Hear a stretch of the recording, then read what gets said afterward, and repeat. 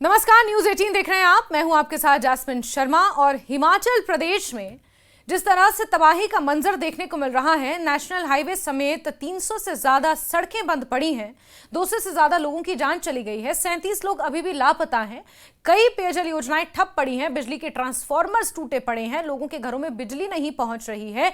ऐसे में हिमाचल प्रदेश को आपदा से इस साल 2200 करोड़ से ज्यादा का नुकसान अभी तक हो चुका है।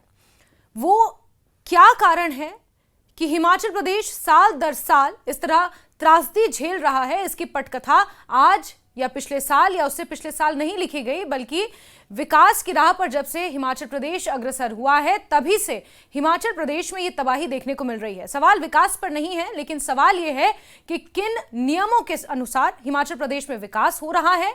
पर्यटक राजधानी के तौर पर या पर्यटन राज्य के तौर पर हिमाचल प्रदेश को सुधारने संवारने की जो ये कवायद तेज हुई है, क्या नियमों को ताक पर रखकर ये सब किया जा रहा है कि आज हिमाचल प्रदेश इस त्रासदी का साल दर साल शिकार हो रहा है? इस पर हम विस्तार से बात करेंगे इस वीडियो में।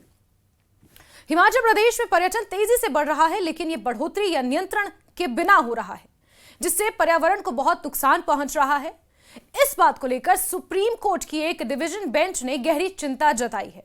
न्यायाधीश जेबी परदीवाला और आर महादेवन ने 28 जुलाई 2025 को कहा कि अगर ऐसी ही स्थिति बनी रही तो वो दिन दूर नहीं जब हिमाचल प्रदेश राज्य मानचित्र से ही बिल्कुल गायब हो जाएगा, यानी कि भारत के मानचित्र से हिमाचल राज्य गायब हो जाएगा।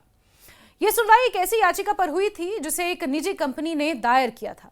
इस कंपनी ने हिमाचल प्रदेश हाई कोर्ट के फैसले को चुनौती दी थी, जिसमें राज्य के कुछ इलाकों को ग्रीन एरिया कहकर चिन्हित करने वाले आदेश को बचा लिया गया था। ग्रीन एरिया ऐसे क्षेत्र होते हैं जिसमें निर्माण कार्यों पर रोक लगाई जाती है ताकि वहां प्राकृतिक वातावरण बचा रहे।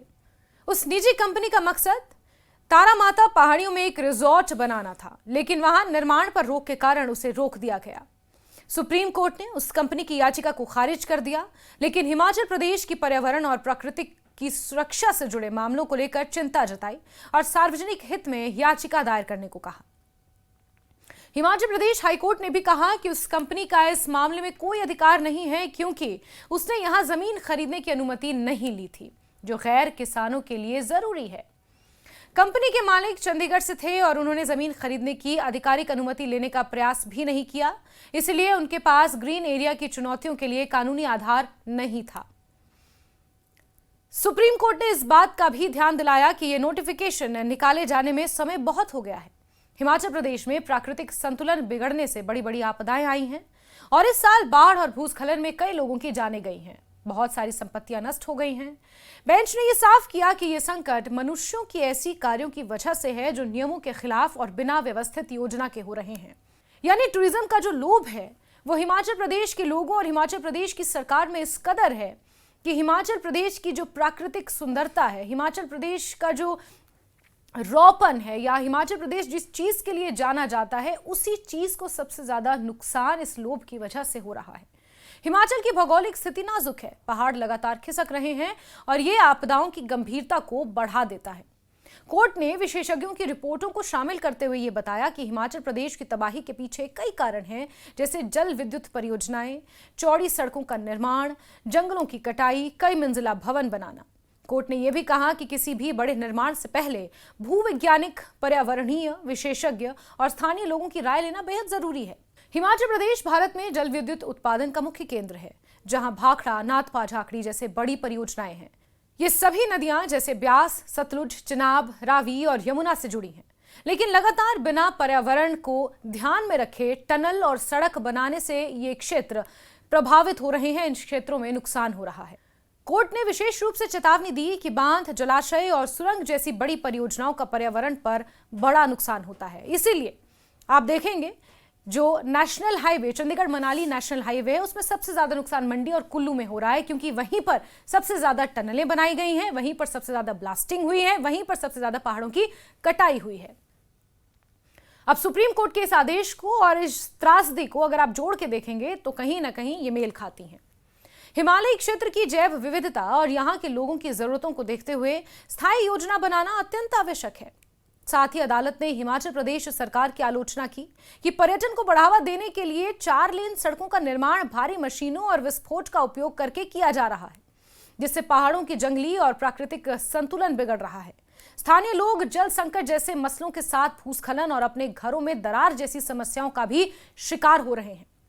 परियोजनाओं के जिम्मेदार लोगों के नियमों के अनुसार कम से कम पानी छोड़ने की बाध्यता का पालन नहीं किया है, जिससे नदी के जल जीवों की संख्या भी घट रही है। सुप्रीम कोर्ट ने यह बताया कि सतलुज नदी पहले इतनी बड़ी थी, अब वो मात्र एक छोटी धार जैसी रह गई है। कोर्ट ने जलवायु परिवर्तन की भी चिंता जताई। इसमें तापमान के बढ़ने, हिमपात के समय में बदलाव, बारिश में असामयिक होना, सूखे के समय बढ़ने और वो अधिक तेज और अक्सर होने वाले मौसम की घटनाओं का उल्लेख किया। हिमालय ग्लेशियर जैसे बड़ा शिगड़ी ग्लेशियर का आकार चिंता का विषय है, जो लगातार सिकुड़ रहा है। ऐसी परिस्थितियां जैव विविधता और स्थानीय किसानों की उपज और आजीविका पर भी बुरा असर डाल रही हैं। जंगलों की आग, अवैध लकड़ी कटाई, अतिक्रमण, बढ़ती खेती और शहरी विस्तार जैसी गतिविधियां पर्यावरण को और खराब कर रही हैं। कोर्ट ने पिछले समय में लगाए गए जंगल रक्षक चौकियों के हटने को भी इस खराब स्थिति की वजह बताया। खासकर कुल्लू मंडी, जो इस वक्त त्रासदी से सबसे ज्यादा ग्रसित है, शिमला और चंबा जिलों में बिना योजना के भारी निर्माण कार्यों से जंगल और प्राकृतिक संसाधनों को काफी नुकसान पहुंचा है। हिमाचल प्रदेश की अर्थव्यवस्था में धार्मिक और प्राकृतिक पर्यटन अहम भूमिका निभाता है, लेकिन इसके तेजी से और बेकाबू तरीके से बढ़ने से वहां के पर्यावरण और समाज पर दबाव बढ़ा है। कई शक्तिपीठ हिमाचल प्रदेश में है और ऐसे में धार्मिक पर्यटन वहां की आय का एक बड़ा साधन है। हिमाचल प्रदेश की जो प्रकृति है, उसकी जो खूबसूरती है, वो भी पर्यटन के लिए कहीं ना कहीं अनुकूल है और यही कारण है कि पर्यटक हिमाचल प्रदेश का रुख करते हैं। लेकिन बेतरतीब तरीके से पर्यटन को जो बढ़ावा दिया जा रहा है, वो सीधा इसका असर हिमाचल प्रदेश के पर्यावरण पर पड़ रहा है। कोर्ट ने पर्यावरणीय मंजूरी लेने और क्षेत्र निर्धारण की कमी पर भी चिंता जताई और चेतावनी दी कि बिना नियंत्रण के पर्यटन विकास राज्य की प्राकृतिक सुंदरता और सामाजिक समृद्धि को नुकसान पहुंचा सकता है। राज्य सरकार की कचरा प्रबंधन नीतियों पर भी सवाल उठे हैं। ये पूछा गया कि साल 2016 के कचरा प्रबंधन नियम प्रदेश के लिए कितने प्रभावी साबित हो रहे हैं। इसके अलावा खनन और खदानों के नियमों और ग्रीन टैक्स से मिले पैसे के सही उपयोग के मुद्दे पर भी चर्चा हुई।